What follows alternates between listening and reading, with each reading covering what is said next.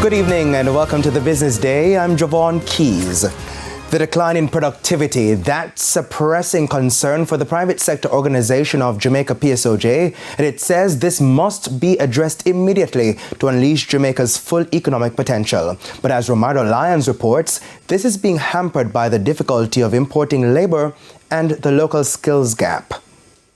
Jamaica has the lowest labor productivity compared to the other Caribbean countries over the last 2 decades.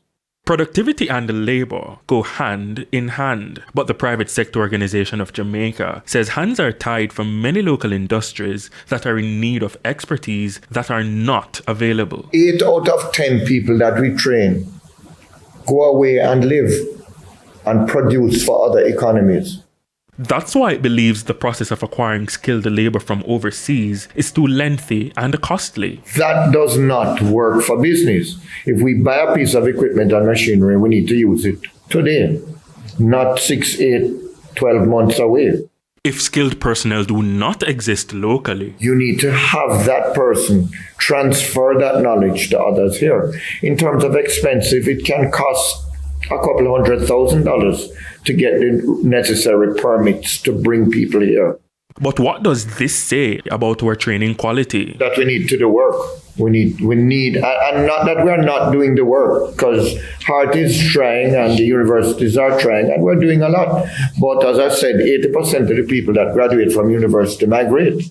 That's why the PSOJ is currently involved in skills mapping. To ensure that once we map skills to the various economic activities that we have targeted for our competitiveness and our economic growth, then these training institutions can provide the support that we need, provide the training to gear these persons to get into these jobs.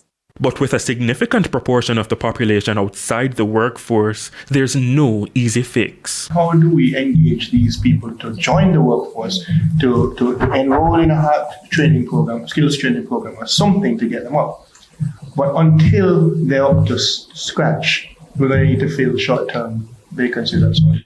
The PSOJ says there are other issues that need to be tackled, including economic growth, digital transformation, environment, and climate change. Romardo Lyons, TVJ News. Thank you so much, Romardo. Let's head to the foreign currency trading. It ended with banks and cambios selling the US dollar for an average $157.68. The Canadian is being sold for $116.81. The pound is trading for an average $197.65, while the euro is costing $171.87.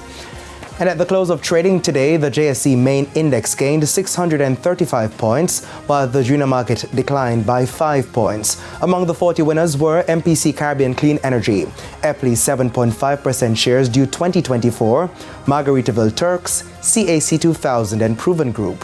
The 49 losers were led by JMMB Group 5.75% US dollar cumulative redeemable preference shares, PBS 9.75% cumulative redeemable shares, Blue Power Group, The Lab and Sterling Investments US dollar shares. Now 20 stocks closed the session, selling at the same price they started trading. And that's it for the Business Day. I'm Javon Keys. Good evening.